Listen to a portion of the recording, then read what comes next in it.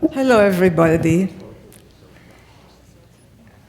This session is devoted to the question of forced emigration.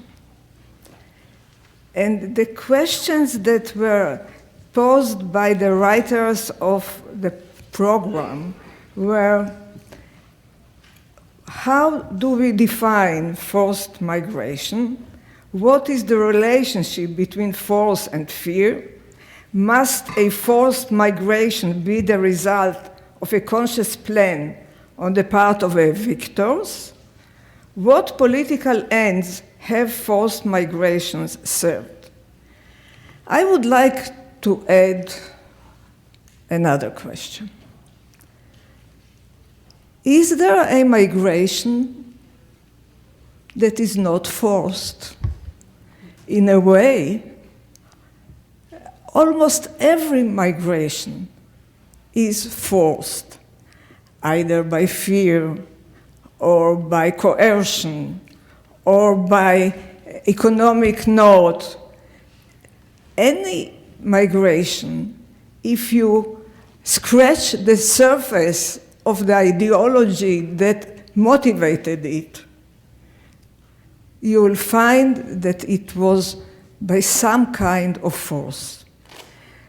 There is an Israeli Jewish poet that came from Galicia to Palestine in 1923, and he wrote a poem titled The Necessity. And he explained that people came not because they wanted to emigrate. They did not like to leave home and hearth, but because they had no alternative, because they felt that the ground underneath them was moving. So, in a way, this is true, in my opinion, of 95% of all migrations.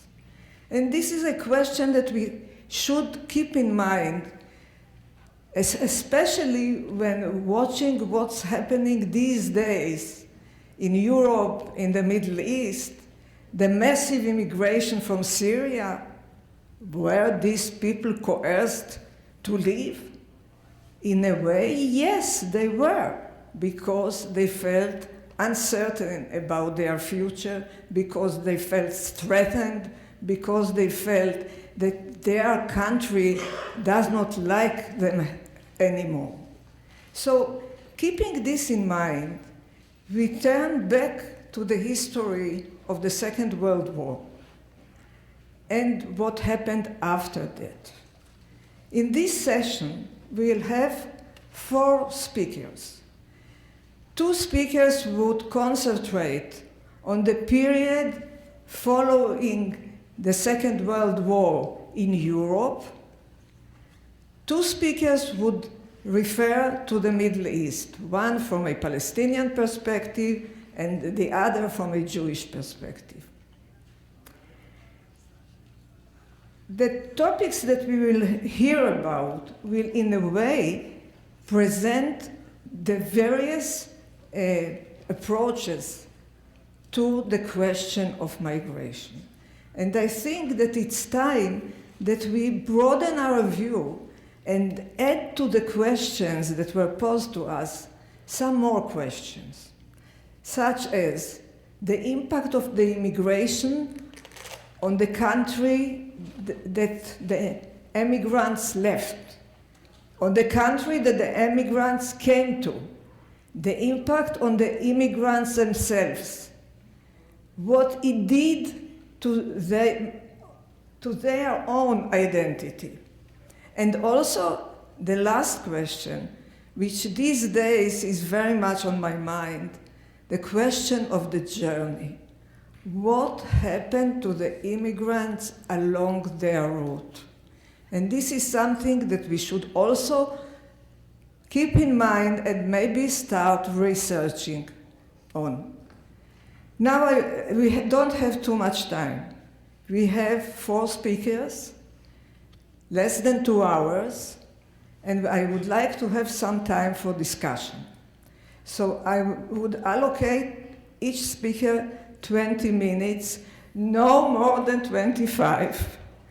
And so we would have some time left for discussion. And the first speaker is Professor Omer Bartov of Brown University, professor of German Studies and History, a senior scholar in residence of the Center for Advanced Holocaust Studies of the United States Memorial Museum. He also was a professor of history at Rutgers University. He is a Birk Lund, a distinguished professor of European history and German studies. His important books are Erased, Vanishing Traces of Jewish Galicia in Present-Day Ukraine, published by Princeton in 2007, The Jew in Cinema, From the Golem to Don't Touch My Holocaust, by Bloomington and Indiana University Press in 2005, Crimes of War, Guilt and Denial in the 20th Century, The Eastern Front, 1941-1945, German Troops and the Barbarization of Warfare, and Mirrors of Destruction, War, Genocide, and Modern Identity, New York and Oxford University Press, 2002. And the last one, Murder in Our Midst, the Holocaust, Industrial Killing and Representation, Oxford University Press, 1996. Omer Bartov, the floor is yours.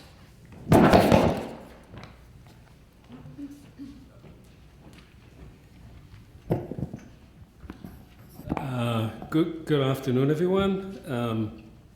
I'm not sure that my paper will respond to any of the questions raised, and I'm not sure in which category I fall from those outlined by Professor Shapira, but hopefully you'll find some connection. Also, I can now read really slowly because we are told we have 15 minutes each, and so I don't have to rush.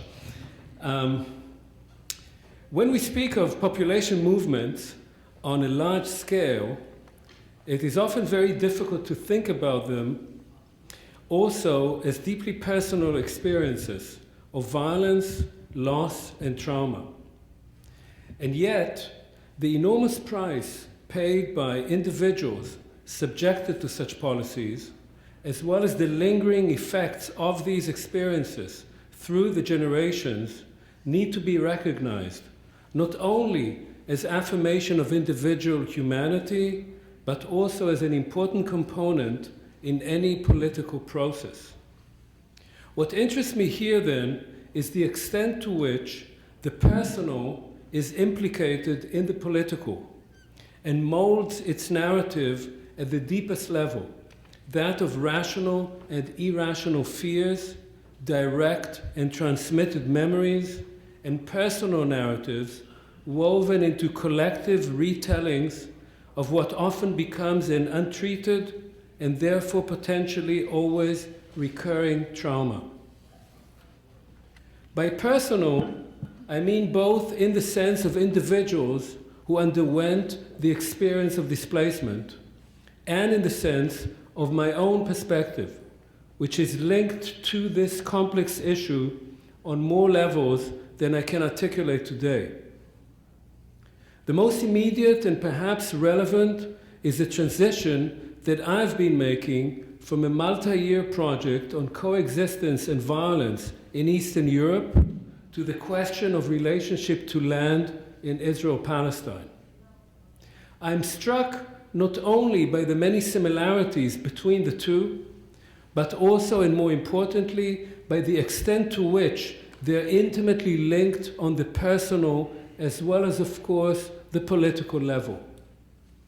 From this vantage point, the choice I made to move from the destruction of Jewish existence in Eastern Europe to the establishment of a Jewish state in Palestine began increasingly to make sense when I examined the fate of individuals caught up and often ground to dust in these momentous events.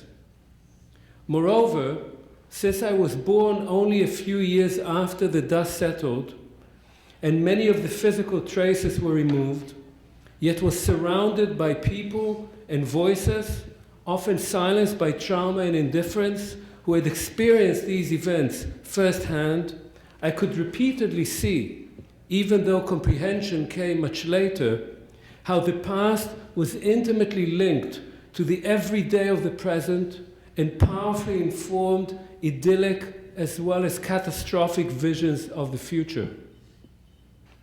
For the last decade or so, I've been writing the complex story of a small town in eastern Galicia. Like numerous other towns in the vast swath of land stretching from the Baltics to the Balkans, the city of Buchac, which is what I'm writing on, located about halfway between Lviv, or Lvov, Lemberg, and Chernovitz, was home to Poles, Ukrainians, and Jews from the mid-1500s to the mid-20th century. This coexistence was never harmonious and at times contentious. But until the mid-19th century, for most people living in such towns as Buchac, this was the only reality they knew. Before nationalism, there was not much concern about who belonged to the place and to whom it belonged. And yet by 1914, the nationalists were ready to make their claims of ownership and possession, whose obverse side was exclusion and eviction, or at best, integration through assimilation. World War I in Galicia was eventually not at all about the struggle between the great empires, all of which ceased to exist by the time it was over, replaced either by aspiring nation states, burdened, as they saw it, by large ethnic minorities, or by the Soviet Union. For Poles and Ukrainians in Galicia, the war was ultimately about ownership of the land. This national struggle, which continued well after the end of World War I and simmered throughout the interwar period, generated dynamics of colonization and expulsion. The failure of Ukrainian nationalists to establish a nation state and their subjugation to Poland led to the establishment of a radical nationalist movement dedicated to creating a Pole-free and Jew-free Ukraine. Conversely, the Polish state's incorporation of territories with large ethnic minorities led to a combined effort to suppress nationalist movements and to encourage ethnic Polish colonization, both of which only played into the hands of the radicals. The Jews, for their part, remained both entirely irrelevant and a central factor. While they had no claim on the land, their eviction from it formed a cardinal feature of the Polish and Ukrainian nationalist imaginary. In Poland, especially in the second half of the 1930s, political leaders were hatching plans to remove the Jews, either by shipping them to Madagascar or by facilitating the creation of a Jewish state in Palestine. For Ukrainian nationalists, the Jews represented everything that had to be cleansed from the national land, a foreign plant that had sucked the lifeblood of the Ukrainian nation and corrupted it into abject poverty, slavery, and alcoholism. Thus, what had appeared for centuries of coexistence to be the normal way of things was reimagined as unnatural and in need of radical transformation. To be sure, the removal of the Jews from Eastern Europe was eventually accomplished by the Nazi genocide. But from the perspective of the Jews in such towns as Buchac, they had already become increasingly unwanted in the years preceding the war, and were then turned into helpless prey, hunted down by the Nazis with much collaboration from their Gentile neighbors in a generally hostile and often outright murderous environment. For young Jews in particular, many of whom grew up in Zionist homes and had thought of going to Palestine before the war, it was that vision of a promised land that flickered before their eyes as they hid in bunkers and haylofts, were worked to death in labor camps, or froze and starved in forest hideouts. Many of the young survivors share the sentiment expressed by 15-year-old Menachem Kriegel on May 22, 1945, in Krakow. I want to complete my training here quickly and even more quickly go to Palestine. Save for one sister, his entire family had been murdered. Kriegel did go to Palestine, joined the military, and fought in the War of 1948. Testifying again in 1997 in Israel, the 67-year-old retired ship engineer, now surrounded by his children and grandchildren, concluded his terrifying account with the words, "This family and many others built the house of Israel. If anyone ever watches this videotape, they should know that there was a Holocaust and that we were resurrected." For those who went to Palestine, personal rebirth was often tied to national resurrection. It was a harsh, painful process. Esther Grebler was also born in 1930, and later one of the first female officers in the IDF, in the Israeli Defense Forces, recalled that when she arrived in Haifa in 1946, I quickly learned that I must fit in, and that the story of the Shoah was of no interest. On her very first evening in Palestine, she recalled, my cousin took me to their home, where there were guests who came to see the creature. I don't know how they imagined to themselves we would look like. And so I started telling that my parents were killed, speaking of for the first time to people who had not experienced the Holocaust, and that I escaped. And I heard someone whispering in Yiddish, "The girl is exaggerating. She is a child. She's telling things that could not have happened." I heard these words and I never told the story again. In 2003, I went for the first time to Buchach, which is also my mother's hometown. There were no signs there of any Jewish presence, apart from the dilapidated and half-ruined Jewish cemetery, whose gravestones date back to the 1500s, and next to which is an unmarked mass grave. I traveled from town to town in what had been Eastern Galicia and encountered the same sites of ruined synagogues, abandoned cemeteries, and mass graves. About half of Eastern Galicia's Jewish population of 500,000 were murdered and buried right next to where they lived. I wondered at the time what it was like growing up amidst these few remaining traces of a civilization you knew little about. They existed, yet they did not. Their ghosts were roaming the valleys and alleys, but no information was available about them. Then I remembered where I grew up in the 1950s and 60s, right next to one, then to another Palestinian village. These are Jamusin and Shahmunis. Most of the houses were empty and half ruined. The Muslim cemetery was overgrown and dilapidated. The cactus fences were growing wild. Other parts of these villages were populated by Jews who had been driven out of North Africa after the establishment of the State of Israel. My generation had been raised to believe that we had been given a solid national identity in a land of our own. In fact, we lived among the displaced, those who left everything behind and came there, and those who left everything behind and went away. We spoke little of either. My neighbors were Jews expelled from Poland in the 1950s and 60s.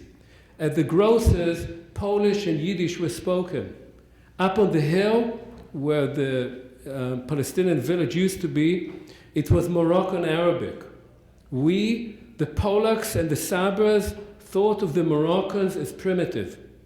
The Arabs, as we call them, existed in our minds only as an enemy seeking to infiltrate our land, which was why we had to become soldiers and keep them from perpetrating another Holocaust. Masada will not fall again, we were told. It is true that the Holocaust and the Nakba are linked by a historical context in which the perceived need to create ethnically homogeneous states provided the rationale, both for the Jewish exclusion from Europe and of the partition plan and the eventual expulsion of the Palestinians by the Jewish state. But what I would like to stress here are the lingering effects of the traumatic encounter between the two groups in 1948. Those youngsters who came from Europe to create a state of their own were hardly humanized by their experiences. They had seen how people, often their own family members, were declared unnecessary and useless and were shot without batting an eyelid. They had internalized the experience of being outlawed, being Vogelfrei as it was called, as their sites of habitation were declared Judenfrei. They had no trust in living together with others who had a claim on the same land. Even as they did not talk about their personal experiences, they transmitted them to their children. When one witness said, "I never spoke about the Holocaust to my children," her daughter responded, "The Holocaust was all around us." But once we recognize the suffering of others, rather than qualifying and casting doubt on the political validity of our own victimhood, it reveals to us the similarity both of experience and of its transmission from one generation to another. The Nakba was a national tragedy of vast proportions. An entire people was forcefully displaced and turned into a nation of refugees. The minority who remained behind were made into second-class citizens in all but name. Since 1967, millions of others have lived as stateless people subjected to increasingly brutal Israeli military rule and to oppression by growing numbers of ever more lawless settlers. It is an ongoing trauma whose roots go back to 1948. This is not the place to elaborate on the policies of the Israeli government. What I do wish to stress here is that if the chronological proximity of the Holocaust to the Nakba has made these two events into the very core of both sides' inability to resolve this conflict, then conversely, the devastation of displacement, the erasure of memory, and the negation of identity, which were part and parcel of both the Holocaust and the Nakba, despite all the differences between the two events, can serve as a fountain of empathy rather than as a source of fear and hatred. The creation of the State of Israel came after the catastrophe of the Jewish people and brought about the catastrophe of the Palestinian people. This link of 1948 cannot be broken, denied, or relativized, but it can be a link of understanding, not a wall of separation. It is a link of exile and remembrance, of loss and resurrection, which is why this poem, with which I will close, could have been written either by a Palestinian or a Jew. 50 years on, I'm trying to tell the story of what was lost before my birth, the story of what was there before the stone house fell. Mortar blasted loose, rocks carted away for new purposes or smashed, the land declared clean, empty. Before my father clamped his teeth hard on the pit of exile, slammed shut the door to his eyes. Thank you. Thank you very much.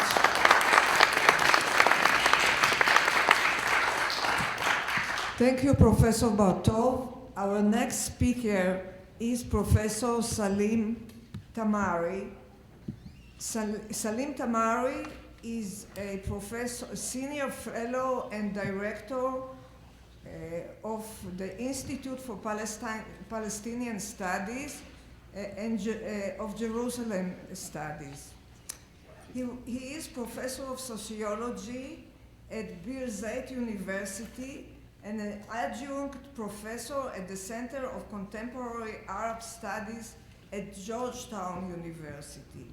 He has authored several works on urban culture, political sociology, biography and social history, and the social history of Eastern Europe, Mediterranean.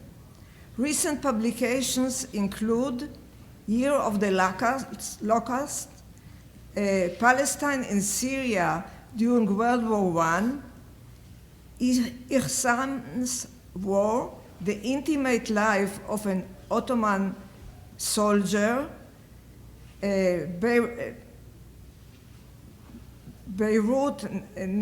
2008, The Mountain Against the Sea, University of California Press 2008, Biography and Social History of Bilad el-Shams, edited with Nassar 2007, Beirut IPS, Pilgrims, Lepers, and Stuffed Cabbage, Essays on Jerusalem's Cultural History, edited with Nassar IJS 2005, and Essays on the Cultural History of Ottoman and Mandate Jerusalem, editor IJS 2005. Professor Tamari, please take the floor.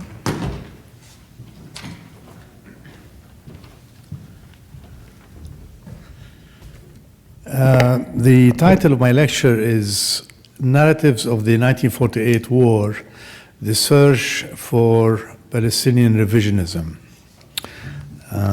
It's a more ambitious title than I intended to address, but basically I'll be talking about changing perceptions of the war in Israeli and Palestinian narratives, and the emergence of what might be called a critical tradition in historiography of the 1948 war.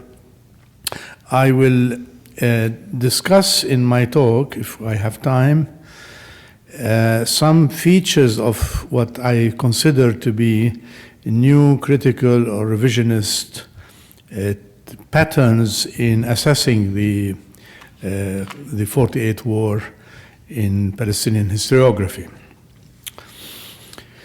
The discourse about the War of 48 has gone through substantial shifts in the last 4 decades. Until the early 70s, with very few exceptions, there used to be a dominant Israeli narrative based on the idea of defensive war and preemption, and an Arab-Palestinian narrative based on the notion of exile, dismemberment, and refugeehood. Historians of the Middle East were divided on these issues, mostly on the basis of their sympathies and ideological orientations. This is no longer the case. Today, there are certain perceptions of what happened on which there is hardly any disputes among academic historians. Those include the claims, A, that the war was fought between highly organized, disciplined, and numerically superior Jewish forces, and the disorganized, segmented native Arab militias debilitated by the suppression of the 1936-39 rebellion, and that the combined assault of the Arab armies from Syria, Iraq, Transjordan, and Egypt fought an uneven war and occurred mainly after the Zionist forces began their assault on the Arab population, and were confined mainly, at least in the case of Transjordan, the case of the Arab Legion, which was the strongest adversary of the Jewish forces, to the areas of the proposed Arab state. Thirdly, that the war ended with displacement of Palestinian Arab society and the forceful relocation of its population to neighboring Arab countries and the Arab remnants of Palestine, what is now today known as the West Bank and Gaza. And fourthly, that this transfer of the population was engineered by intent and military planning on the part of the Haganah and its revisionist opponents, Lehi and the Irgun, aiming largely at the creation of a demographic majority in the expanded areas of the proposed Jewish state.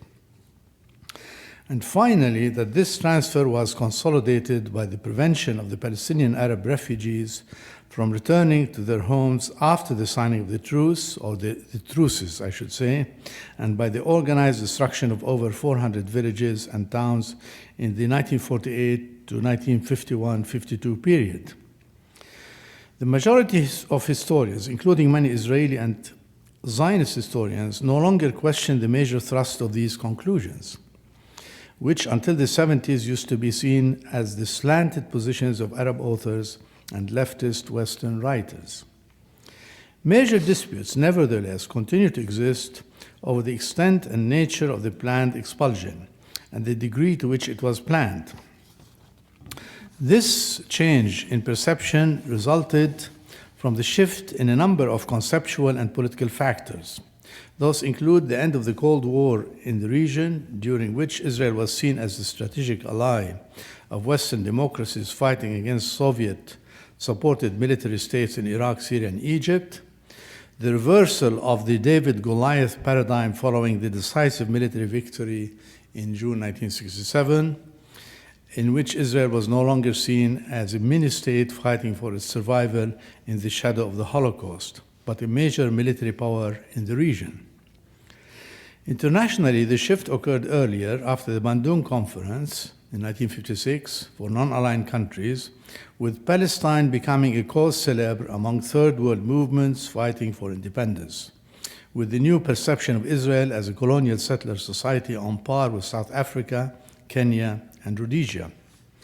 Maxime Rodinson set the tone for this changed perception in his work, Israel, a Colonial Settler Society, which was published on the eve of the '67 war.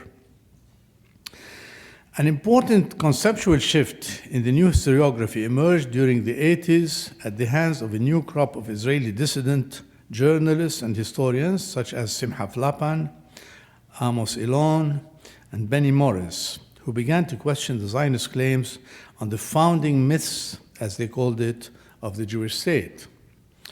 They did this through a critical reading, or rather rereading, of Israeli archival sources. Until the emergence of the so-called new historians, Israeli historiography achieved a consensus that that the War of 48 was basically a defensive war aimed at securing the borders of the Jewish state granted by the UN Partition Plan of 1947, and that the refugee problem was created mainly by the Arabs themselves, either from fear of the advancing Jewish forces or at the behest of Arab leaders who wanted to clear the way for the advancing Arab armies. Whatever violence was committed by the Jewish forces was seen by them as reactive force. Calculated massacres were seen as an anomaly, and in the case of Deir Yassin, the whole affair was attributed to the Irgun and Lehi forces. Although many of these assumptions were questioned and challenged by few Arab historians, such as Walid Khalidi's compendium on the Palestinian Exodus, titled From Haven to Conquest, their work was not taken seriously by established scholars in the West, and not only by Israelis. It was seen ipso facto as partisan and therefore not reliable. It took the work of Israeli revisionist historians, despite the opposition it received from the more established scholars, to validate and legitimize these criticisms. On the Arab and Palestinian side, also there occurred a substantial rethinking of the war, but of a different kind. Palestinians were no longer, or not primarily, seen as victims of a lost war, as dispersed refugees, but a movement fighting for liberation. The early historiography of the Palestinian problem, as it came to be known, was dominated by the work of Arif al-Arif, Isa Sifri, and Constantine Zreik, who was a Syrian, whose writings dealt mainly with the conditions of the Palestinian exodus, Arab defeat, and the creation of the refugee problem. Between the early assessments of Arab defeat published in the late 40s and the new criticism of Arab society following the June War, there was a long period of silence on the meaning of Arab defeat. The silence was even more prolonged concerning the painful memories of the 48 war in popular memories. With the exception of literary work in fiction and poetry and the paintings of Tamam al-Akhal and Ismail Shammout, one can say that it took another turning point, the First Intifada in 1987, and the establishment of the Palestinian National Authority to unleash a serious discussion on what happened in 1948. This hiatus was broken by the 50th anniversary of the War of 48, held in the spring of 1998, when a series of public assemblies outside and inside Palestine, in Saida, in Beirut, in Jerusalem, in Gaza, and in Ramallah, took place to commemorate and discuss the events of the Nakba, half a century later. The main events were held in Ramallah under the aegis of the new established Palestinian Authority. But most events were public recollections in which public intellectuals and activists, as well as cultural performers, recalled the fateful events of the war, destruction, and exile. The new public disclosures, if that is the term, were accompanied by an explosion of works on national identity, collective memory, suppressed memory, and village histories. Arab sources for these studies were primarily memoirs, diaries, newspaper accounts, and increasingly oral sources, interviews, recordings, affidavits of the surviving generation. And then I spent a long and boring section of this talk on discussing the nature of oral historiography, its problems, its pitfalls, and how it evolved in studies of the subaltern, which I'm going to relieve you from. It was in the Arab exile countries and later in the West Bank and Gaza that the examination of what happened in the war took place. Two pioneering studies in this tradition by Nafis Nazzal and Rosemary Sayegh, working from southern Lebanon among Galilean refugees, led the way. They were followed by a number of notable works by social scientists who contributed to the sharpening of their methodological tools. Those included the work of Sari Hanafi, Jabir Sulaiman, Mahmoud Zidane, Diana Allen, Mu'izz Dajani, Julie Petit, etc., etc., etc., and more recently, Samira Smear and Adel Manna, among others. In the work of Sayegh, Swedenborg, and Nimmer, we witness a transition in the use of oral sources from one in which the main objective was documentation of the event and assertion of right, to one of interpreting the events, in this case the 36 rebellion, in the case of Nimmer and Swedenborg, and the Nakba events in the case of Sayegh. What is common to the documentary and investigative protocol in the study of the subaltern, marginalized groups who have been silenced by both elite memoirs and archival sources. The term revisionism as an equivalent to the new Israeli historiography of the 48 war is misplaced, since unlike the case with Zionist historiography, we do not have a case here of an official narrative that needs to be challenged. Furthermore, the term presumes a notion of two clashing nationalisms, each with its set of ideological institutions, perceptions, and historical trajectories. While there is no formal Israeli body of work that can be strictly termed official historiography of the 48 war, there are nevertheless an established compendium of works by leading political figures like David Ben-Gurion, Yigal Allon, and scholars like Nathaniel Loesch and Anita Shapira, against whom the new historians were creating an alternative perspective. In the case of the established historians and their critics, there is a common reliance on the substantial body of archival material that is located in the Israel State Archives, the Central Zionist Archives, and other archival bodies in Israeli institutions.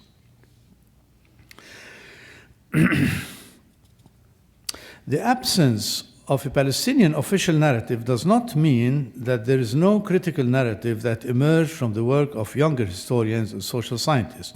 Here I'm suggesting that although one cannot speak of equivalent established historiographies against which revisionists can be established, nevertheless, there is an alternate critical voices that appeared to question the earlier histories of lamentations and exiles which people had established in the tradition of Arif al-Arif, Walid Khaldi, and other early historians. The new works moved away from narratives of betrayal, collapse, and lamentation. Of these new works, I will briefly refer to 5 revisionist histories.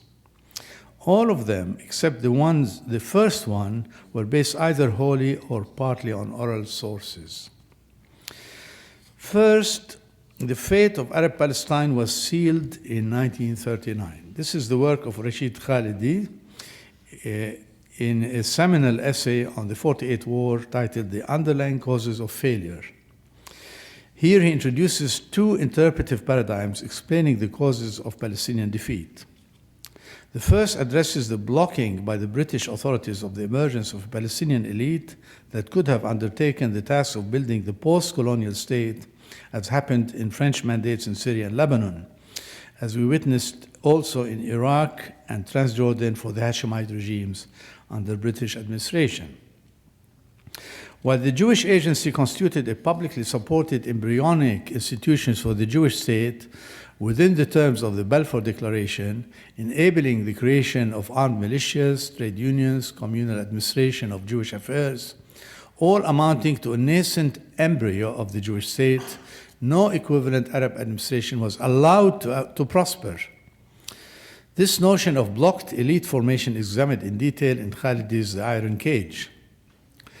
The second paradigm examines the roots of defeat, and I think this is his most original contribution, in the 48 war through the collapse of Palestinian Arab economy during the 1936 revolt and in the military crushing of the rebellion by the British, the disarming of its militias, the exile of its leadership, a debilitating event from which Palestinian society was unable to recover 8 years later to confront the onslaught of the Zionist forces.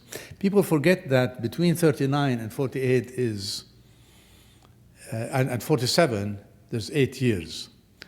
So the crushing of society was so debilitating because tens of thousands of people were imprisoned, thousands were killed, the armaments were withdrawn, and the leadership was exiled, and the economy was in ruins. 8 years only. The Palestinians entered the fighting which followed the partition resolution, claims Khaldi, with deeply divided leadership, exceedingly limited finances, no centrally organized military forces or centralized administrative organs, and no reliable allies. The outcome of the of the Palestinian-Israeli conflict of 47 was thus a foregone conclusion. Although Khalidi relied on a number of sources to come to these conclusions, including PRO declassified records, as well as the diaries of Akram Zu'ayter and Walid Khaldi's classical work From Haven to Conquest, he notes pointedly that this assessment for the cause of defeat has been absent from the vast majority of nationalist historiography of the war, including the accounts that emerged from retroactive assessments in the 1960s and 70s. The main weakness in Khalid's new thesis is that he does not address the changed conditions brought about by the Second World War as an intervening factor between the rebellion and the partition period. In particular, the impact of the war on reviving the local economy and creating conditions of full employment. But this absence qualifies but does not negate the main contours of Khaledi's analysis in explaining the causes of Arab defeat. Second, the silenced world of peasant women. The pioneering work of Rosemary Saïq among camp refugees in Lebanon, followed by the important work of Julie Petit, Lale Khalili, and Fahab al-Hadi, has challenged hegemonic discourse on Palestinian nationalism by offering a multiplicity of particular histories, as she calls it. Her extensive body of oral history focused on the lives of 3 generations of refugee women has value of positing the subjectivity of life experience as a dominant representation of the self as a source of history. Saïq proposes that the life stories, qisas as she calls them, of those women are not, as conventionally thought, a reflection of national history, but material for a more complete, more real national history, one not narrowly focused on men, political parties, and the national elite, but taking in women, home, families, non-elite classes, and varied diaspora locales.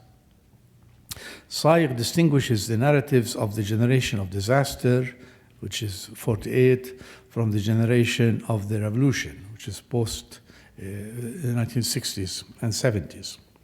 For the former, the 1948 exile from Palestine constitute the beginning of all narratives, displacing all events and the fabric of social life before the catastrophe.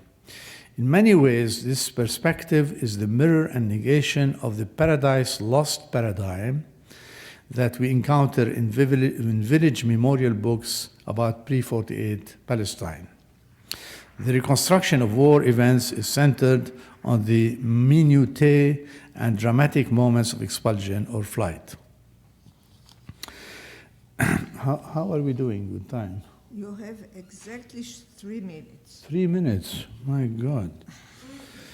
Okay, the 3 other examples I want to discuss concern the essay by Nazir and Ishkinta, Salih Ibrahim Nazir Ishkinta and Muhammad Saeed Ishkinta. One was a military leader in the Najada militias in Jaffa, and the other was reporting for the Egyptian press in Jaffa about the fall of the cities. In Palestinian historiography, I should say in Arab-Israeli historiography, the fall of the urban centers, especially Haifa and Jaffa, were critical moments in the exodus of the urban bourgeoisie and then population at large. And these people give us insights into what was happening in the military situation in the 2 urban centers, but especially in Jaffa. And the material is absolutely critical in understanding these new historiographies. The third one, I should say the fourth one, treats 1948 war as a class war. It's a new work by Abbad Yahya, an ethnographer from the Nablus area, who has examined the armaments of peasants before 48 as a way of reclaiming land taken over by peasant landlords of the Beit Jibrin area, and how this weaponry by the peasants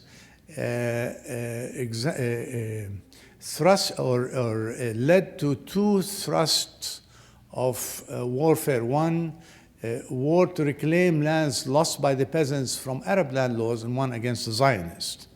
So it's about class dynamics during and just before the 1948 war. And the last one I examine is a very important work by Adel Manna on the significance of local history. Adel Manna has used extensive amount of interviews by surviving villagers in the Galilee and measured it against military archival sources from Israeli side. He's the only one to do both, oral Palestinian historiography and Israeli military archival work. And the result is to show how local factors showed a pattern of exile transformation, collaboration, and conflict that lends new understanding for the results of the 1948 war.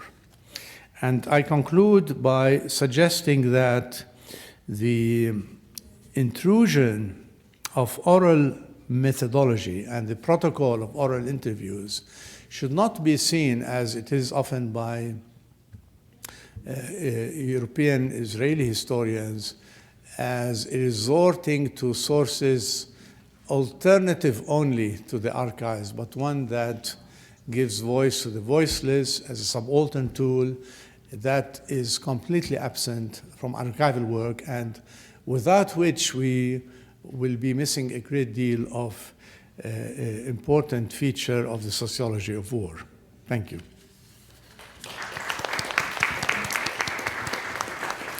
Thank you, Professor Tamari. Thank you very much. Our next speaker is Daniel Schroeder, who specializes from the University of Minnesota, who specializes in Moroccan and Maghreb Jewish identity and culture, and to the fate of a minority within a Muslim country in the period of decolonization. He also refers to Ottoman times, and he has some very interesting publications, such as an article, Identity in Nation, Jewish Migration and Intercommunity Relations in the Colonial Maghreb.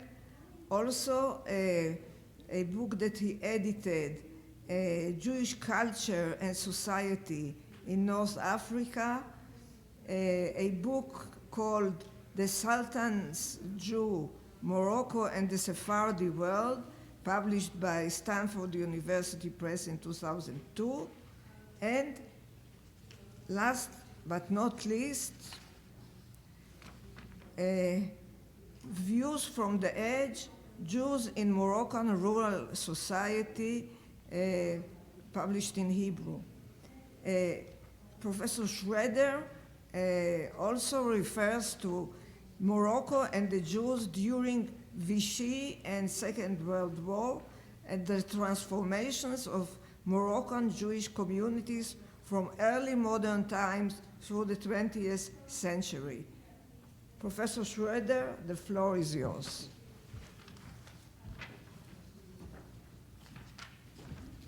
This was interesting. Well, thank you for the introduction, and with Salim's conclusion and injunction to consider oral sources, I thought I would begin with a personal oral source to think about the question about the Jewish departure from the Arab and Muslim world to Israel.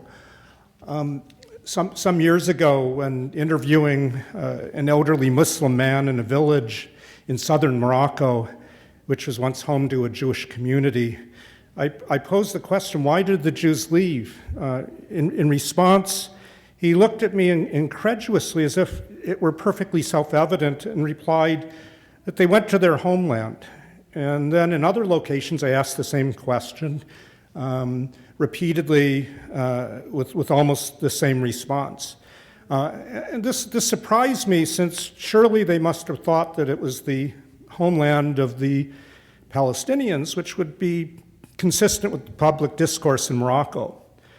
The local populations interviewed regarding the departure of the Jews, they considered the departure of the Jews with much regret and were nostalgic for the time when Jews were an integral part of the landscape. But their departure seemed natural. I posed the question to a Jewish community leader in the southern Moroccan port of Agadir, why did the Jews emigrate to Israel from the rural communities? His reply was equally a surprise. I emptied out the mellahs being the Jewish communities or the term used for Jewish communities and Jewish quarters in Morocco. So he said, what were we to do? Almost apologetically, They were impoverished. We didn't have the means to support them. The Jews from the Middle East and North Africa emigrated en masse to Israel are usually described either as refugees or Zionists returning to their ancestral homeland, or some combination of both.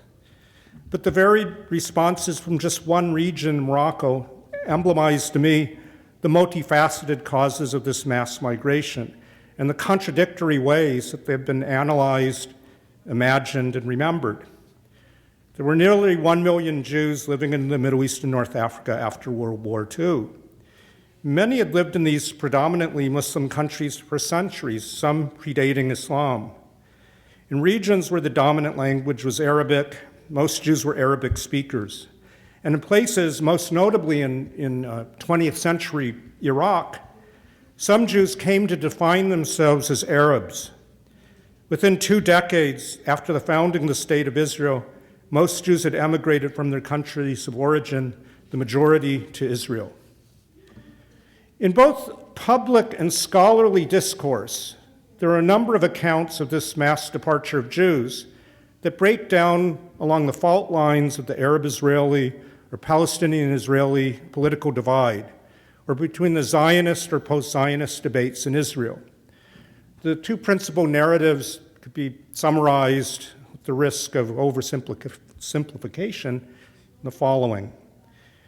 The first, the Jews of Muslim and especially Arab lands who lived from time immemorial as second-class citizens fled persecution as their position became untenable after 1948, and they mainly settled in Israel.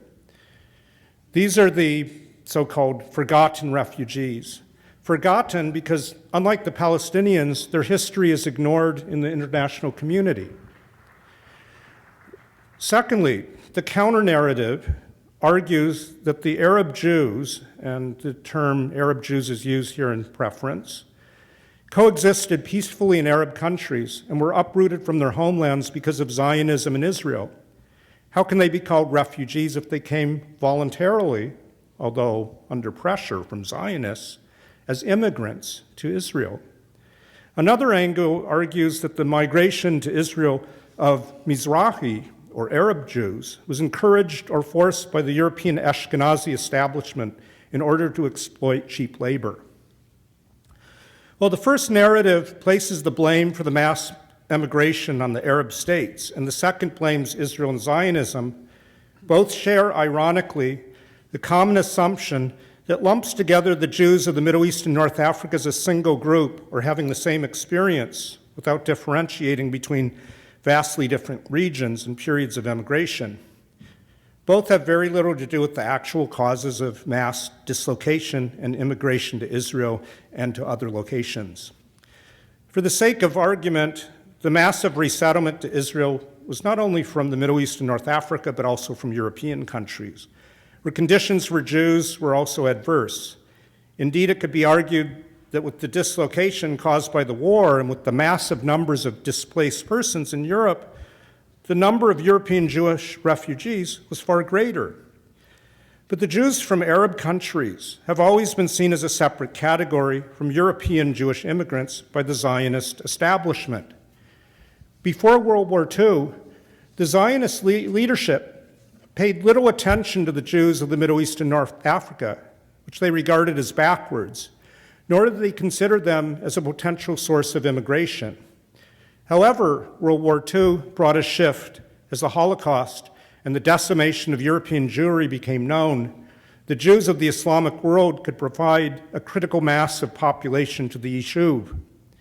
Henceforth, the Jews of the Middle East and North Africa were appropriated by the Zionist leadership, which was fully aware that by expanding Zionist activities and organization in the Arab world, where tensions were growing between Muslims and Jews in the 1930s over the Palestine issue, the situation and status of Jews would deteriorate. The appropriation of Middle Eastern Jews to the Zionist agenda served another important purpose with the expulsion or flight of Palestinians.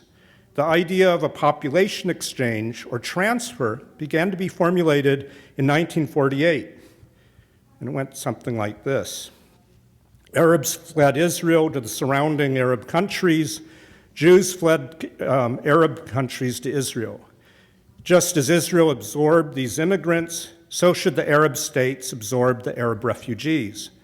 Just as the Palestinian Arabs lost their property, abandoned when they fled Israel, so too did the Jews from Arab countries who fled without their property and belongings.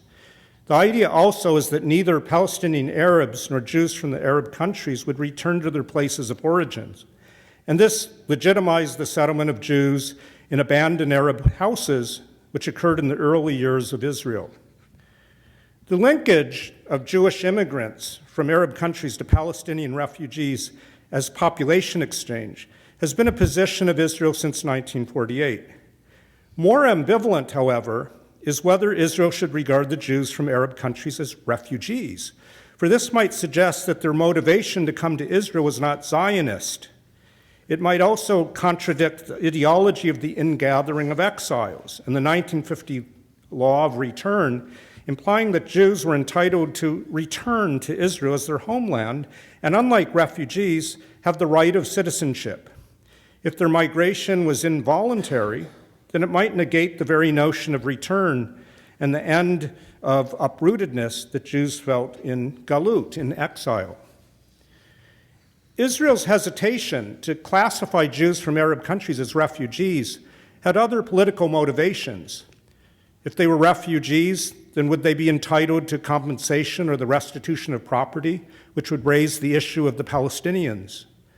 For these many reasons, Israel did not highlight the refugee status of Jews of Arab countries in the early years of statehood, and instead spoke of the exchange of population to counter Palestinians' call for return. These equivocations regarding the refugee status of Jews from Arab lands shifted in the 1970s.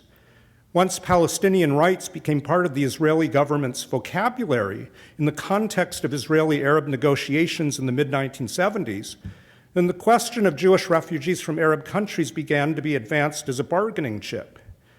At the time of the Camp David Accords of 1977, the Carter administration also began speaking of Jewish refugees as a problem to be solved simultaneously with the rights of Palestinians. And since the peace process began in the early 1990s, leading to the Oslo Accords, Jewish refugees from Arab countries have been placed on the negotiating table whenever Palestinian refugees are discussed.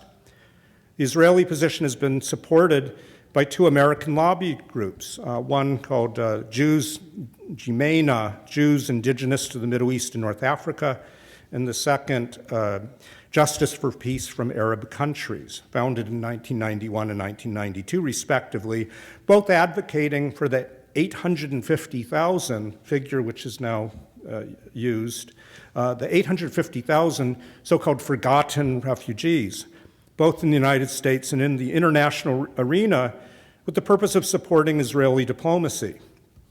In 2008, the US Congress passed House Resolution 185, which contrasts the international attention to the Palestinian refugees to the inattention paid to the Jewish refugees from the Arab and Muslim worlds. It refers to the 850,000 displaced since the declaration of the State of Israel in 1948, refugees who fled persecution of Arab regimes. It declares that the UN Resolution 242 that followed the 1967 war, which refers to a, quote, just settlement of the refugee problem, unquote, implied both Arab and Jewish refugees, whose numbers are about equal, and resolves that the U.S. should exercise its influence and quoting here again from the resolution, to ensure that any resolutions relating to the issue of Middle East refugees, and which include a reference to the required resolution of the Palestinian refugee issue, must also include a similar explicit reference to the resolution of the issue of Jewish refugees from Arab countries.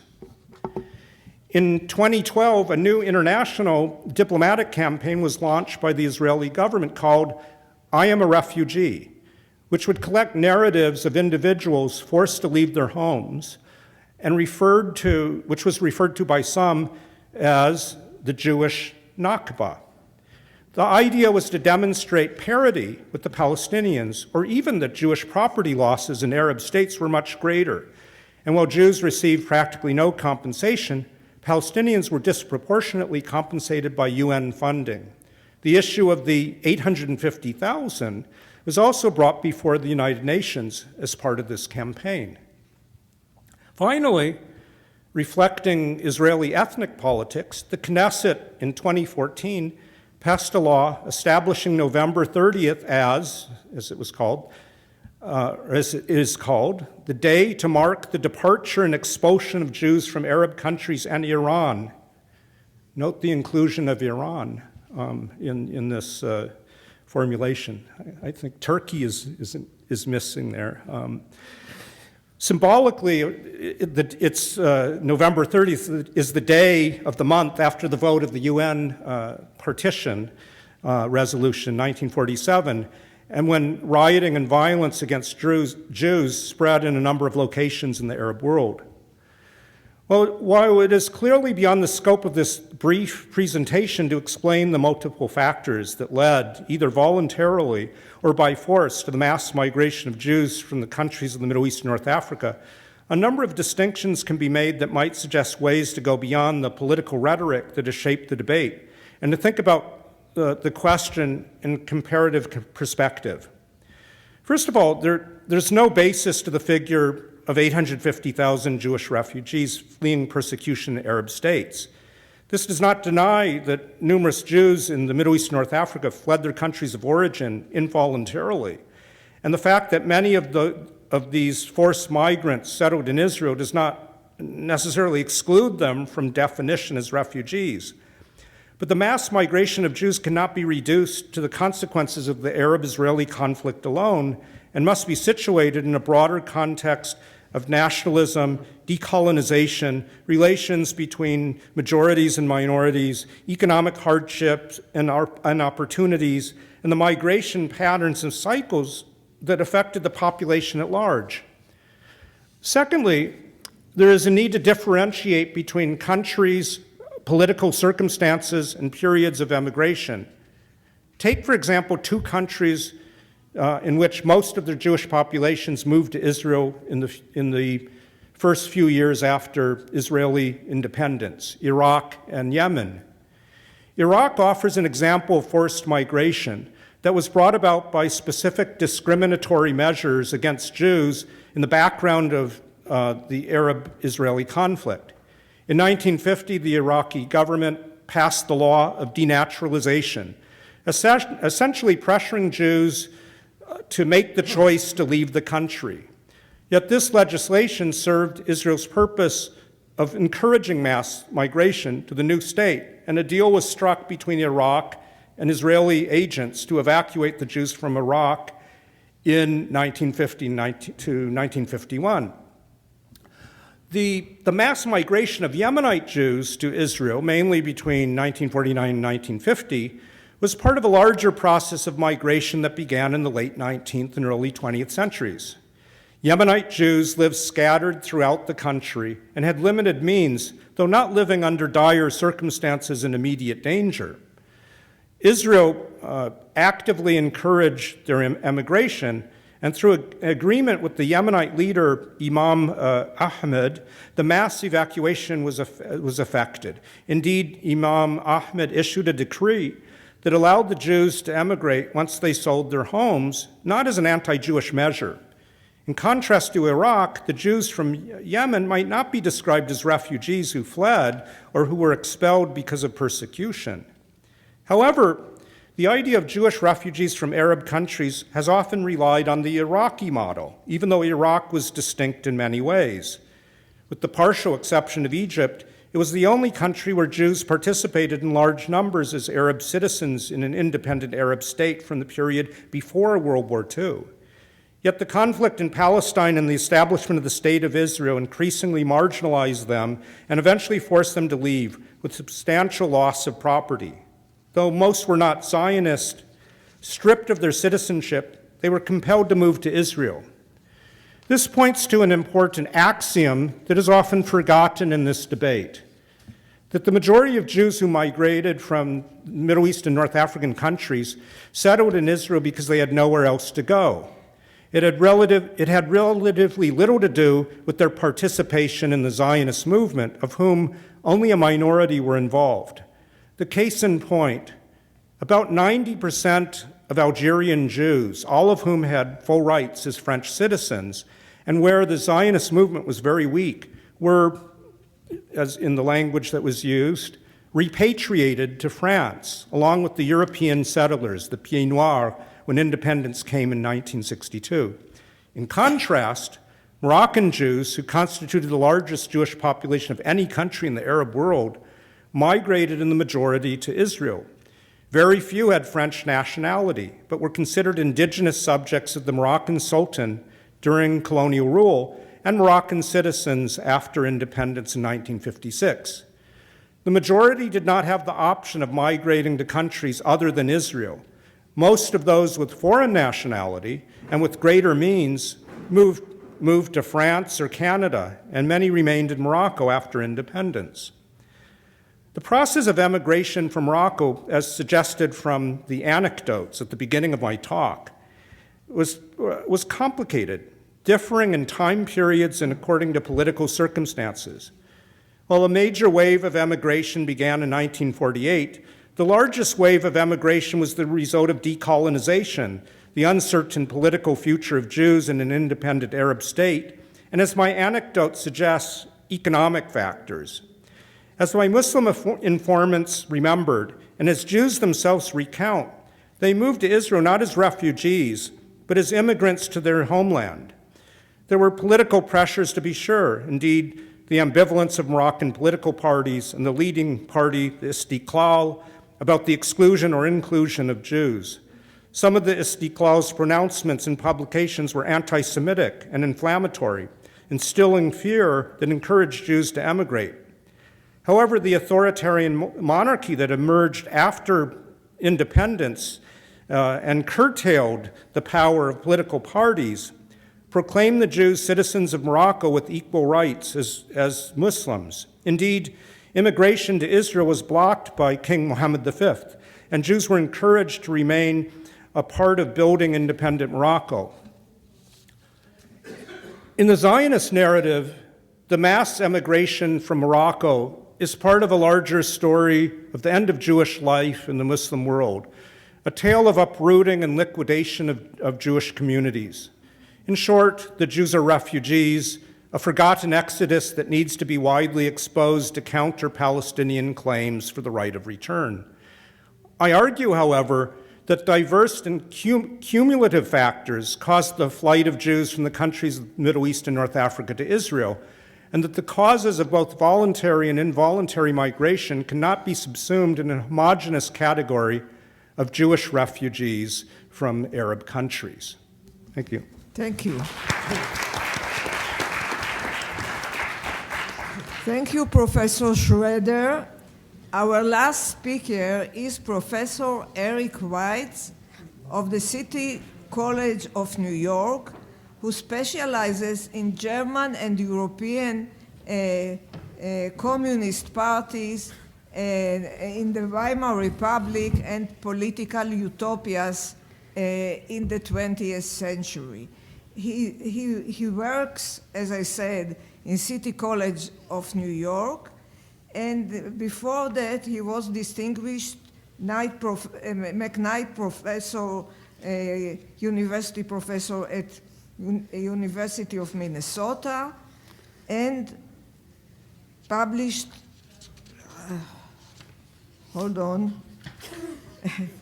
a book called Weimar Germany, Promise and Tragedy by Princeton University Press in 2007, that was translated into a number of languages.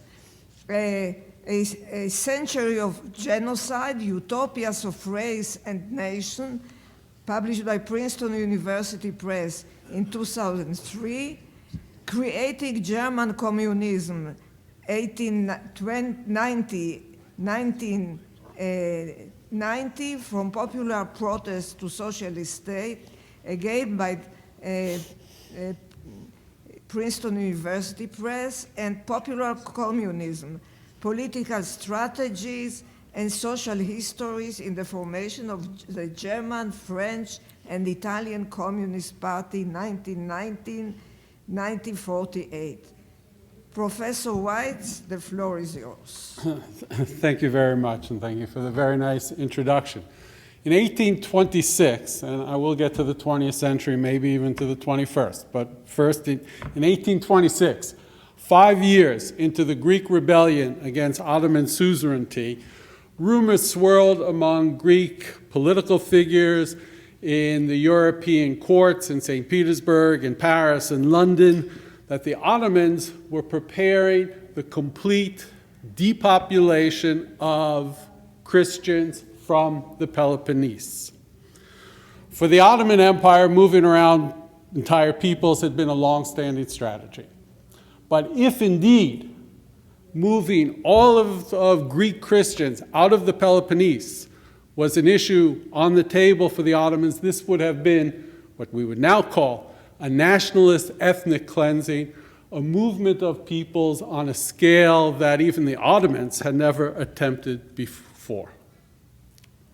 A Muslim state in the Peloponnese, that is, moving out all the Greeks and keeping the Muslims and adding other Muslims from North Africa, a Muslim state in the Peloponnese raised three horrors for the Europeans, for the British especially: Islam, slavery, and piracy. It could not be tolerated. So the British Prime Minister, George Canning, told his cousin, Stratford Canning, the British envoy to the port, to find out what exactly the Ottomans were up to. Stratford Canning was not successful in that effort. The Ottomans basically wouldn't give him a straight answer. The British Navy received orders in the Eastern Mediterranean to prepare to ensure that such a vast depopulation of Christians, or again, an ethnic cleansing we would call it today, did not take place. But the Ottomans weren't the only ones thinking about forced migration. In a series of agreements in 1826 and 1827, the British, the Russians, and the French signed on to the forced removal of all Muslims from the Peloponnese. This was an astonishing step. This includes, of course, liberal Great Britain, an endorsement, again, of what we would now call ethnic cleansing. Both sides had stumbled into that hallmark of the 20th century, the notion that societies under the state should be homogeneous. Now, British and Russian statements justified this plan with the same kind of language we would hear in the 20th century, that after all the horrors committed by the Ottomans against the Greeks, they didn't mention similar Greek horrors against Muslims in the Peloponnese during the 10 years of warfare, that the two communities could never live together, that the only solution was to separate them, and indeed that property transfers should be undertaken as well. And they signed on to all those same kind of mechanisms that would emerge in the 1920s with the Lausanne Agreement for commissions to to decide upon how much different families should be recompensed for the loss of their property, arbitration commissions if there were appeals, all the mechanisms we would see in the 1920s. Now, it never happened. And it's not even clear that the Ottomans, to this day, as far as I understand, and I've asked a lot of Greek and Ottoman historians, it's not clear to this day whether the Ottomans were really planning the complete removal of the Christian population. But both sides were talking about it. Faithfully, the idea had been broached, again, on all sides, that ethnic cleansing was fundamentally entwined with the founding of nation-states, in this case Greece, and with the idea that citizenship and rights are rooted in national and racial belonging.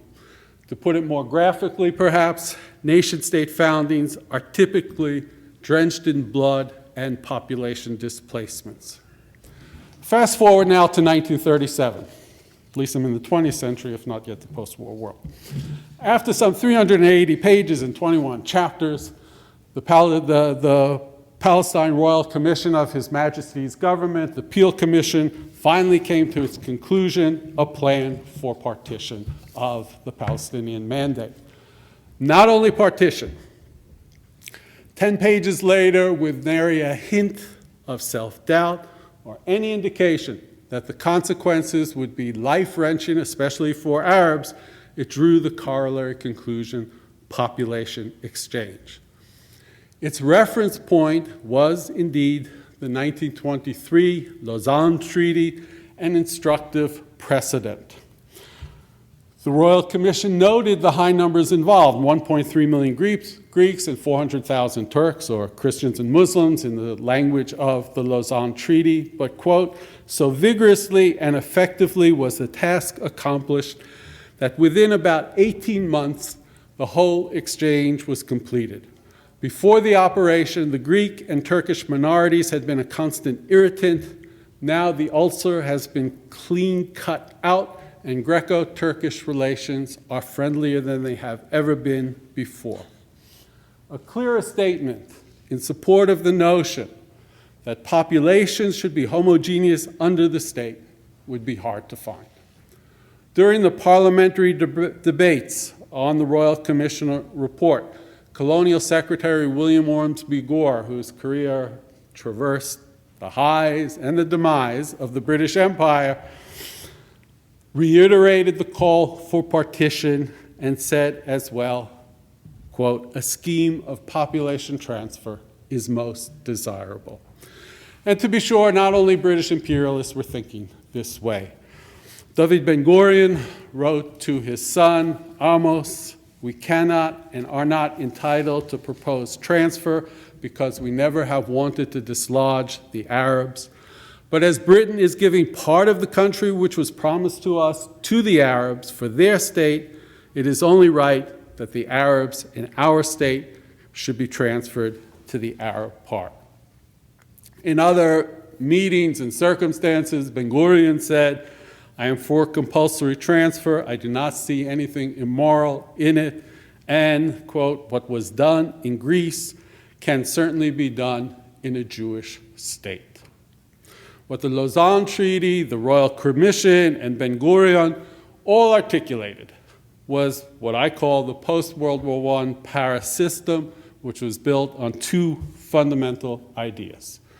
One, that individual rights are rooted in national or racial belonging. The rights of the nation or race come first, the individual second. And two, to create this system of rights, both within the nation and internationally, the most desirable situation, certainly rarely possible, almost never possible, but the most desirable, again, is homogeneity of the nation under the state. The Paris system, first enacted after World War I, came into full-blown force after World War II and on a global scale. It was expressed in the establishment of nation-states, the UN-led trustee system for the remaining colonial territories, compulsory population transfers, and territorial partitions. 3 of these partitions were drawn on purported ethnic, religious, or national lines: Pakistan, India, of course, Palestine, Israel, and Rwanda, Burundi. Each of them entailed compulsory transfers, whether those transfers were induced by state directives, military strategy, or popular and social movement violence on the ground. Typically, some mixture of all 3 were in play. Rarely was there an overarching state order for expulsion. But all 3 histories suggest that the very word partition is as pallid a term as was Lord Curzon's phrase, quote-unquote, population unmixing at the Lausanne Conference. Both terms, partition and population, or concepts, partition and population unmixing, mask the deprivation of rights, and the sheer human misery that so often accompanies the founding of nation states with their intrinsic drive toward population removals. Let me make just a few comments about Palestine-Israel and Rwanda-Burundi. Just, quick observations. And that is that, by 1939, which has already been referenced by Professor Tamiri, we enter the 1940s, the issue or the notion that Arabs would be removed from a Jewish state was discussed, open, on the agenda, even if publicly the Zionist leadership soft-pedaled it, kept it quiet. Now, of course, we all know the Zionist movement was very complicated, many factions.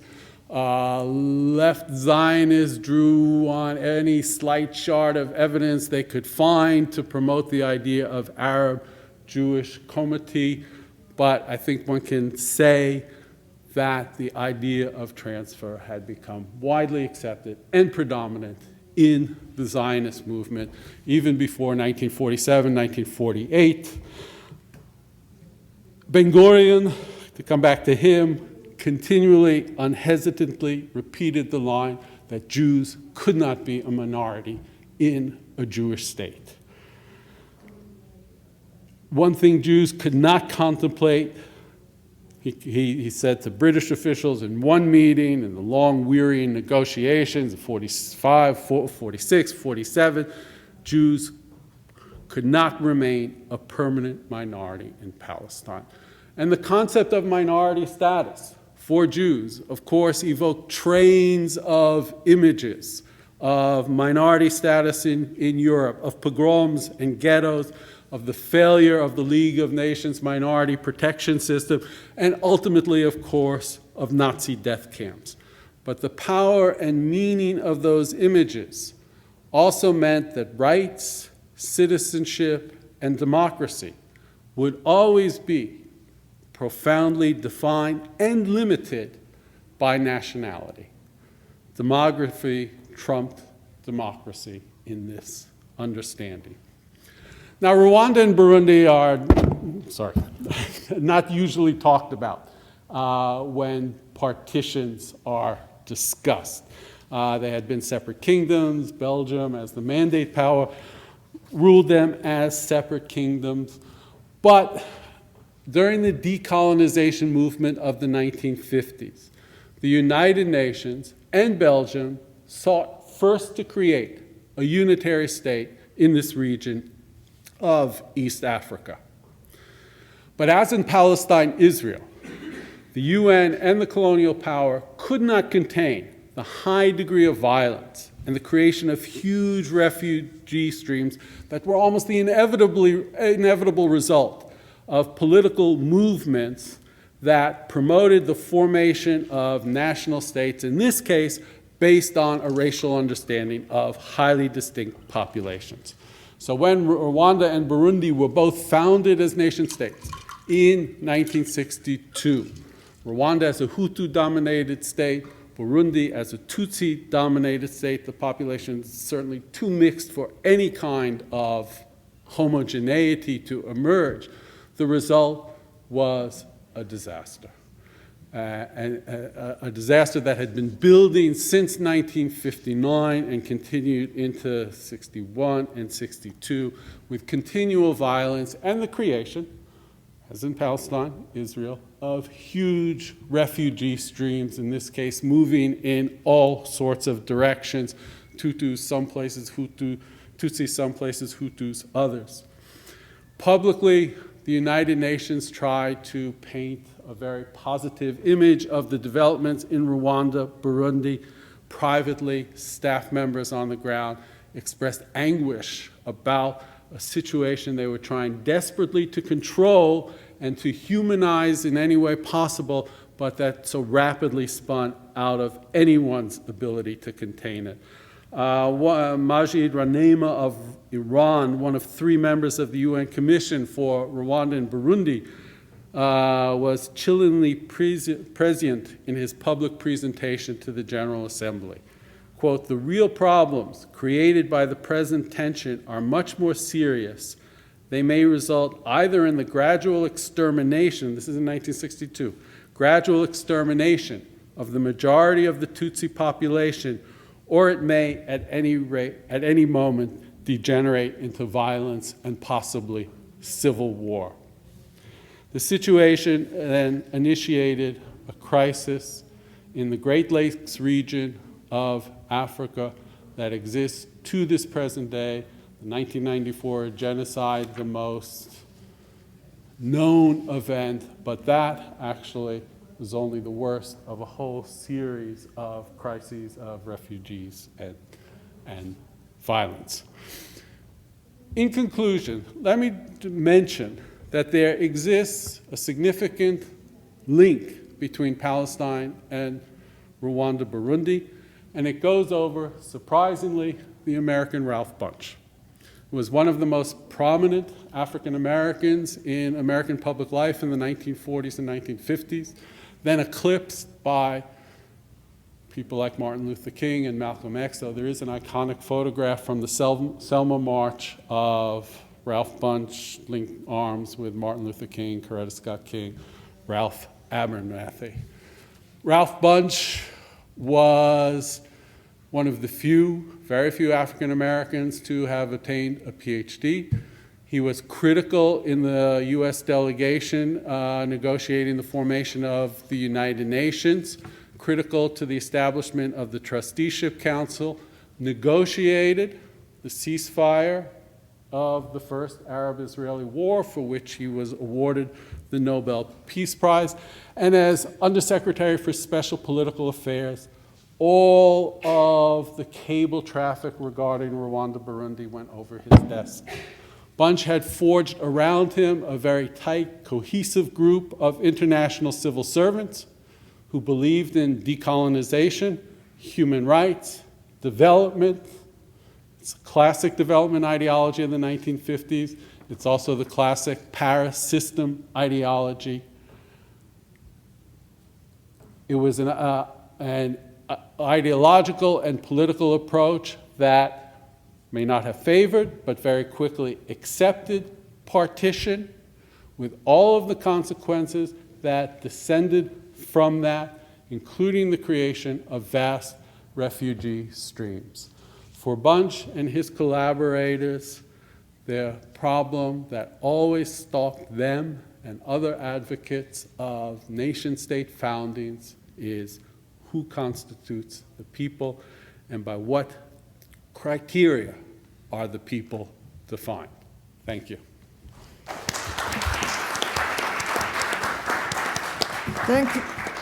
Thank you, Professor White. Now we have time for a discussion. I would like to say one comment before we start.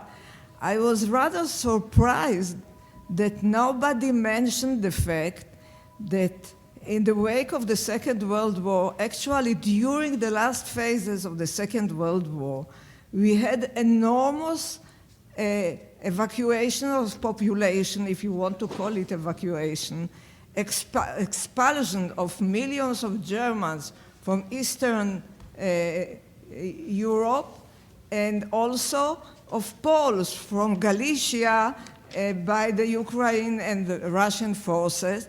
So the enormity of population movements in Eastern Europe may be eclipsing everything that happened in the Middle East and in other places in the world. And in this discussion, nobody mentioned it, and I found it rather strange. But this was a side comment, and now the floor is open to you. Please. Actually, that was Yes, please.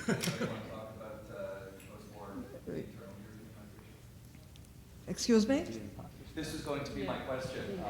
Would any of you care to compare what you're studying to, this has become a very important topic in European history these days, post-war forced migrations, Yeah. Especially Germans, but lots of other ethnic groups.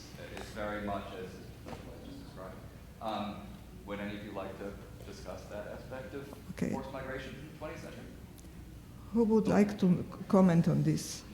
I mean, I would just say, yeah, all part of the same thing.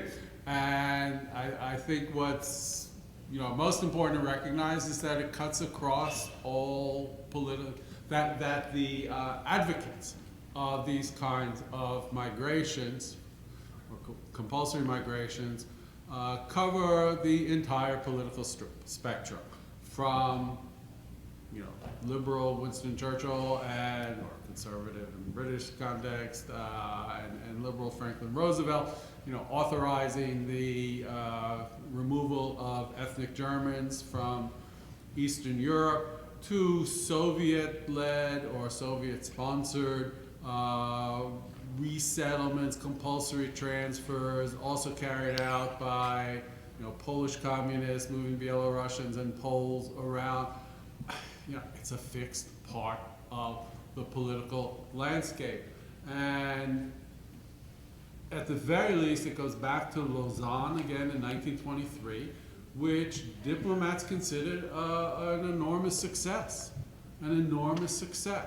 And you could hear echoes of that understanding of Lausanne in 1990s in Bosnia. And I don't know if any of the American policymakers in this century talking about Iraq had enough historical knowledge to think about Lausanne.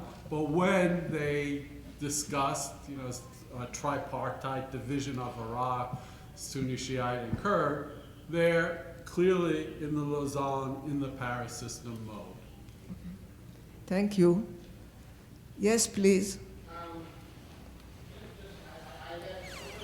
Can you move forward? I don't hear you.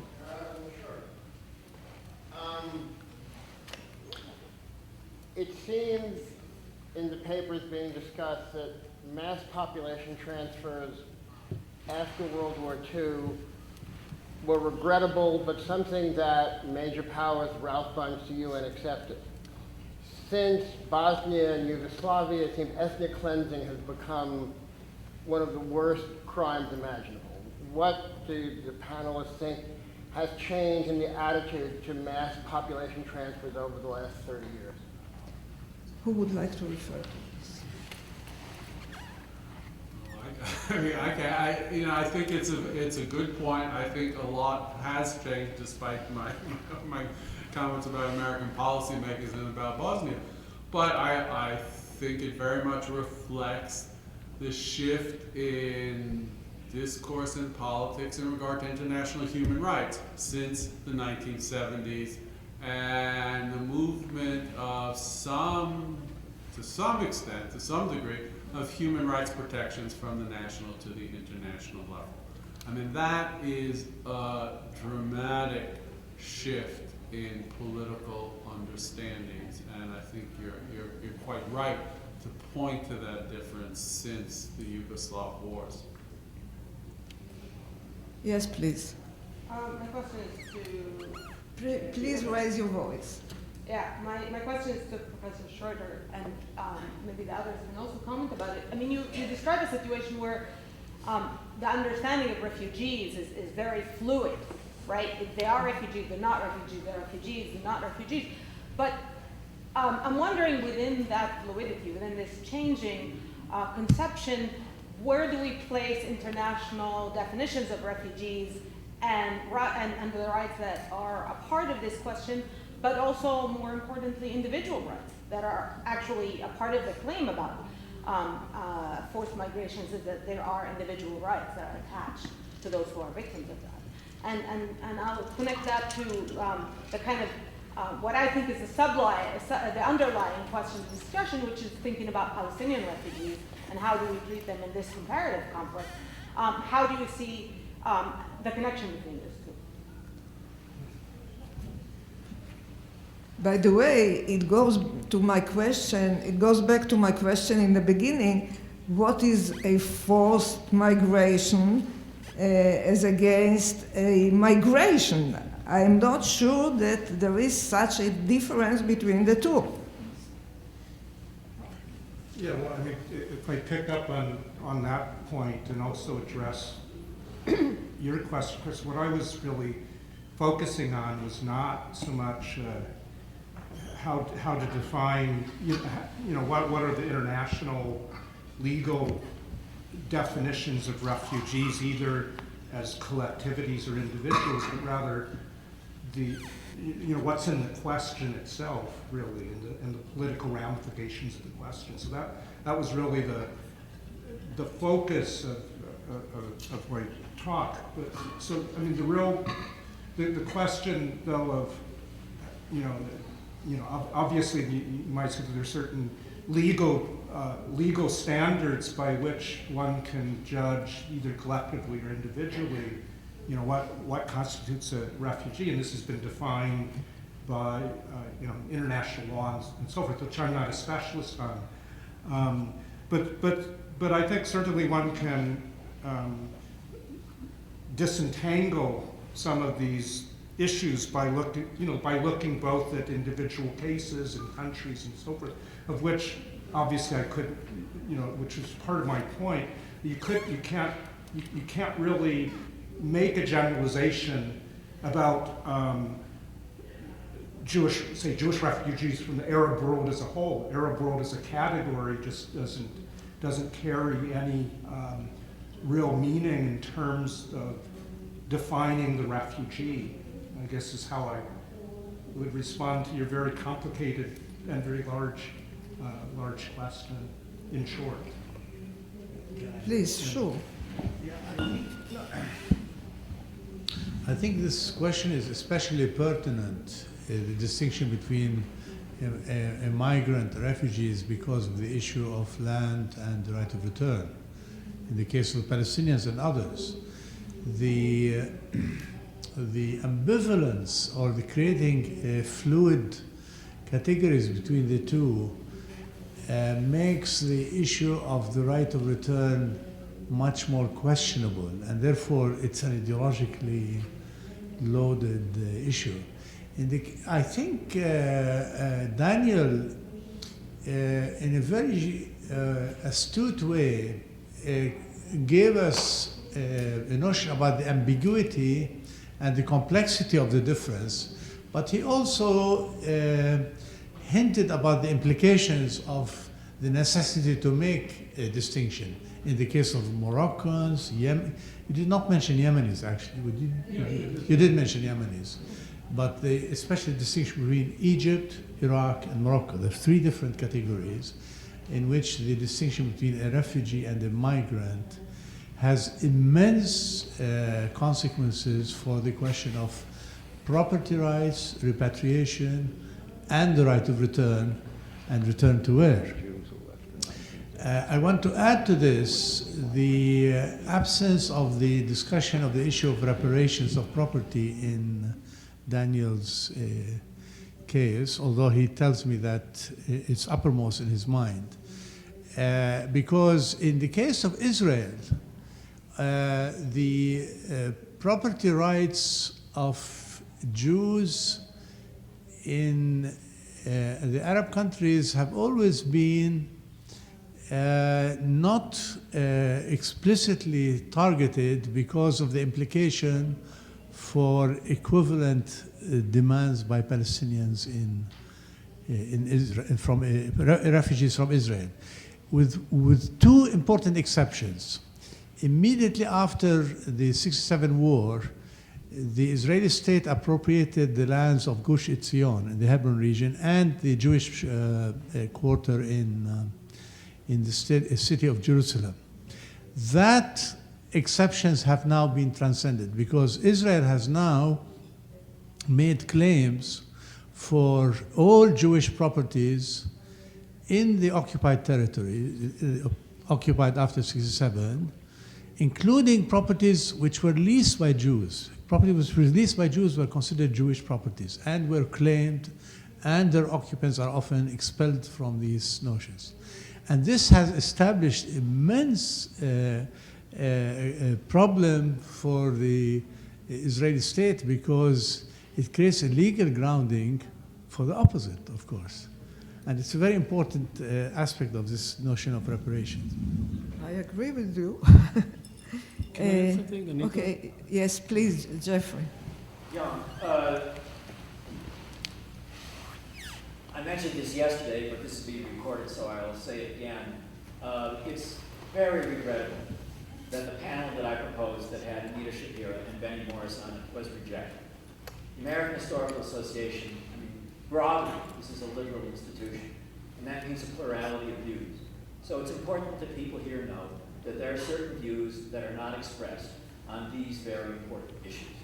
I think it's very regrettable, and it's one of the things I'll remember about the 2016 AHA annual meeting. Professor Tamar, you said that there are no disputes among historians that the displacement was planned, that it was the intent of the Haganah. Having read Benny Morris's 1948, and I wish that Benny Morris were here on the panel, 1948 does not fit into the consensus that you just mentioned. Rather, if he's correct, the displacement, the movement, the transfer was a result of the events of the war itself and cannot be understood without looking at the details of the war. So there may be a consensus, and you would certainly know far better than I, among Palestinian historians or many Arab historians, I don't know. But Benny Morris is not part of that consensus. Second, you referred to revisionism and rethinking among Arab and Palestinian historians. Are there Arab and Palestinian historians who have written extensively about Hashim al-Hussein and his links to the Nazi regime and the impact of the vicious anti-Semitism that he brought back with him, that he brought to Berlin in 1941, and then he brought back from Berlin in 1945, and the impact that had on the refusal of the Palestinian leadership to accept partition and a compromise? Professor Schroeder, Georges Ben-Soussan, perhaps others, have written about the role anti-Semitism played in the Arab countries, anti-Zionism and anti-Semitism. You are an expert, I defer to you, of course, but there wasn't much of that in your talk, and I wondered if you could address that issue. Omer, we're good friends. There's a difference between the Holocaust and the Nakba. And it's really, in your talk, one might have doubts about the clarity of that difference. So please clarify.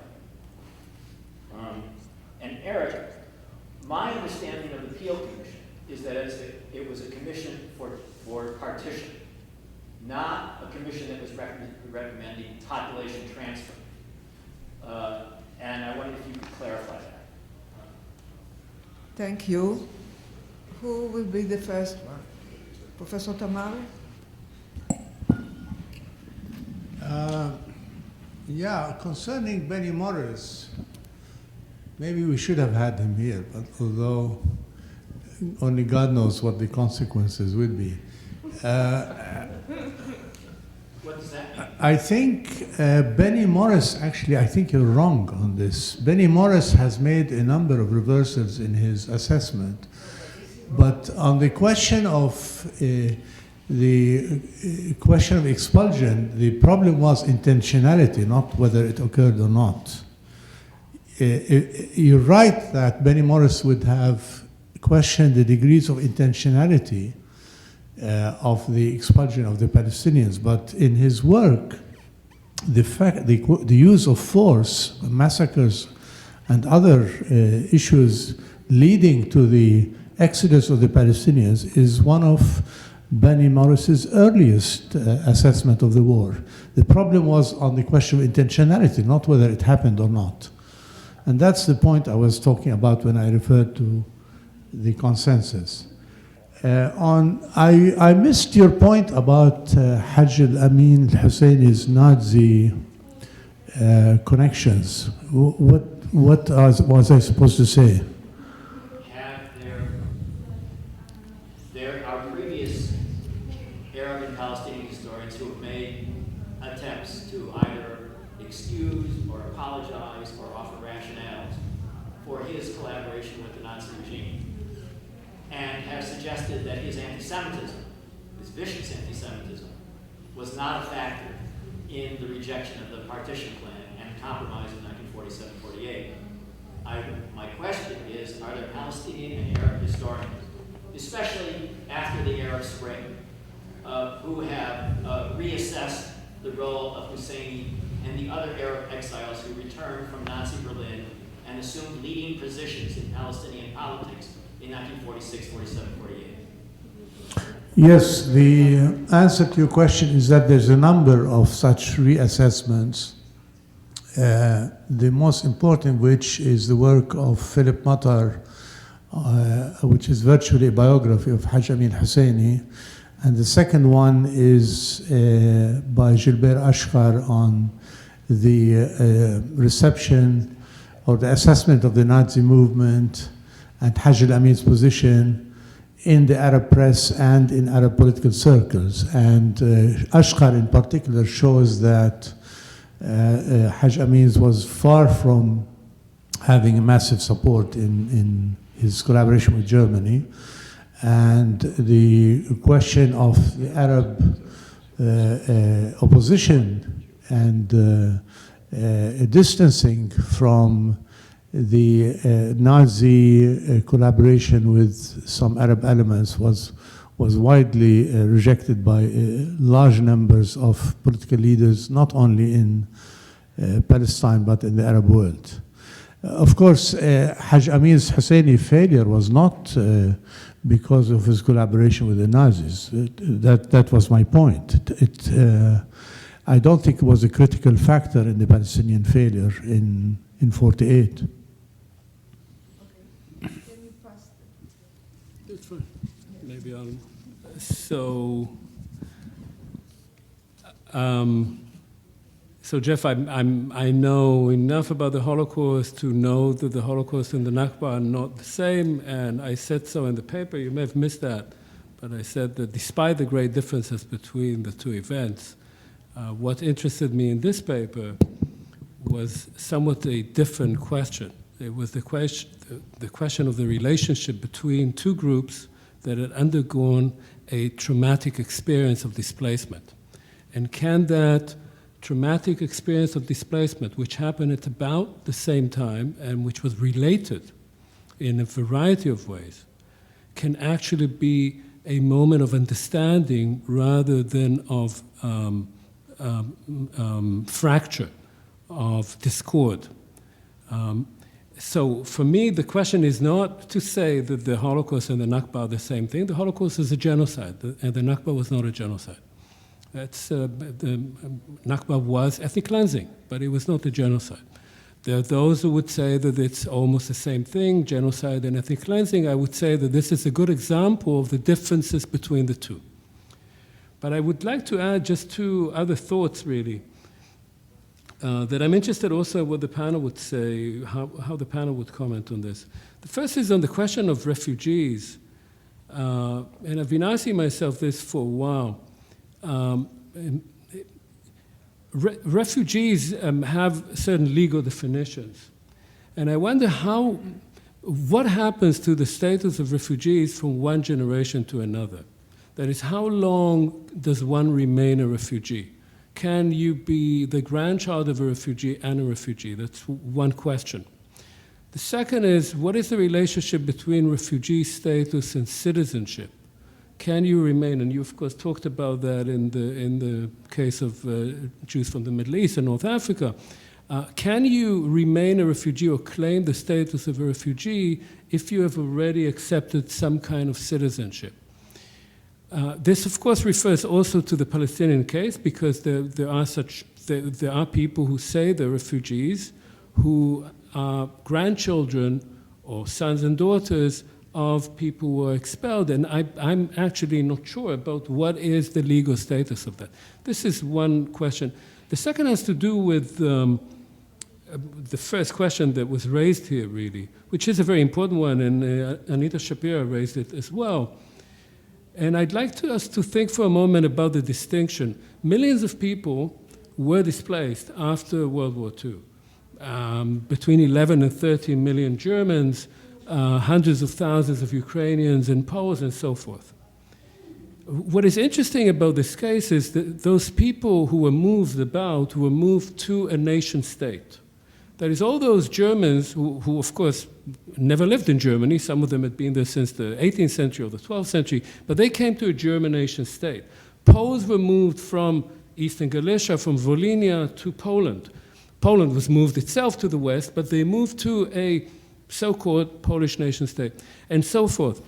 The case of the Palestinians here is quite different, because there was no Palestinian nation state, and Palestinians were moved out of the potential state that never came into being into nothingness. They were not moved into a state.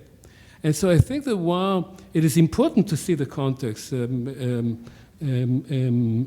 Confino has written about it too, the context is very important. There are distinctions, and we shouldn't necessarily put it all in the same basket, because there are distinctions both when we talk about refugees and when we talk about displacement. Thank you. One last question. Please, Ilan. I don't hear you. All right, it goes to the question of what is official history. And I know that you've been defined as an official historian. So maybe you want to answer what official history is as well. And it's really a question that goes to the asymmetry of what we heard here, which is that Israeli historiography, or by Israelis and non-Israelis, is full of revisionism and post-revisionism and all kinds of many terms. And we were told that there's no official Palestinian history. And I wonder about that. There is one topic, one crucial topic to the discussion here, on which I wonder if there's been some kind of revisionism. And what I'm thinking about is after 1989 and after the Oslo Accords, the state of Israel has been recognized. And there's a great deal of interaction between Palestinians and Israelis. But before that, whether it's Konstantin Zurek or whether it's official pronouncements that come out of Arab intellectuals, Arab writers, official documents, the state of Israel should never have happened. It was an illegitimate thought. It was introduces morality and so on and so forth. I wonder, has there been a kind of revisionism within Palestinian historiography over the last 20 to 30 years, suggesting that one topic that might be discussed in 1937 and 1948 is that there was a misperception, a failure, a misunderstanding on the Palestinian side in not accepting what the international community willed for Palestine. Please. There was a part in my presentation where I discussed the issue of official historiography, and I suggested that it's true that within the Arab East there's only two states with a substantial archival work pertaining to the social history of Palestine, contrary to the claim that the Arabs do not have an archival tradition similar to the Jews or to the Europeans. The two states are the Ottoman state and the Egyptian Khedival state from the 19th century, and the case of the Ottomans from the 18th century, having substantial archival material which eventually became accessible. So it's not true that the Arabs are lacking in stamina as far as archival history is concerned. However, I mean, the point you're raising is correct, that the Palestinians did not have state institutions, they did not have crypto-state institutions which would allow to have an equivalent archival base to the Israelis. The nearest thing to this was the Palestine Research Center in Lebanon, which was pillaged in 1982. And now is being reconstituted by the Palestinian Authority. But it's far from even traces of equivalence to what the Israelis have. And that's why talk about revisionism is uneven. Because in the case of the new historians who are now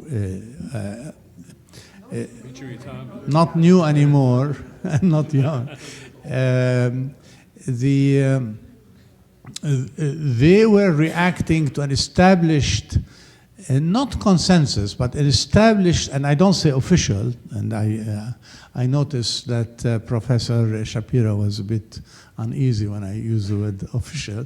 It's not official, but it's an established historical tradition. They were reacting to it. In the Palestinian case, there was nothing to react to. There were Arab historiographies, Palestinian historiographies that existed early on, but there was no consensus among them. There was no conceptual paradigms that gelled from it, and so on. And what I described, therefore, is not a revisionist equivalent to the new historians, but new critical trends that are adding nuance to it, based on the study of the subaltern.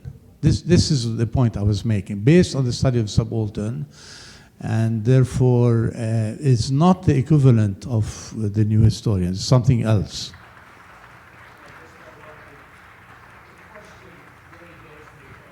Is there any thought that the war of 1948 need not have happened, should not have happened, could not have happened? Much of the discussion by historians is what happened after the war was inaugurated, how it was fought. But the fact of going to war is a very important issue. We study that in the First World War, with the Civil War, any war, and it goes to first causes. And it's that issue that I wonder has been reevaluated or can be reevaluated. I agree, Ilan, that this is an important question, but we won't have the time to answer it. Actually, I'm afraid that these questions raised here today are going to stay with us for a long time, and we will have many opportunities to talk about them in the future. Unfortunately, it may be, but let's hope that we will be able. I just want to say one comment, not about official historians, but something else that bothers me.